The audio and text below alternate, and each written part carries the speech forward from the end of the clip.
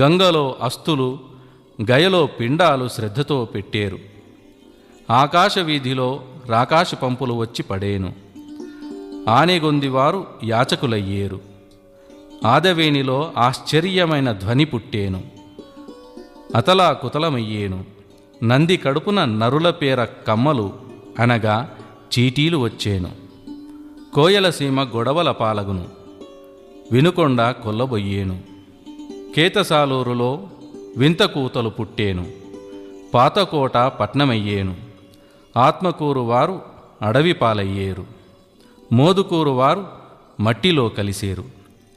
గ్రామసీమలు పట్నాలు గ్రహపీడలచే నాశనమయ్యేను. కామక్రోధాదులు హెచ్చరిల్లేను. కాసుపై ఖూనీలు జరిగేను. జలములు అణగిపోయేను. జగములు వణకిపోయేను.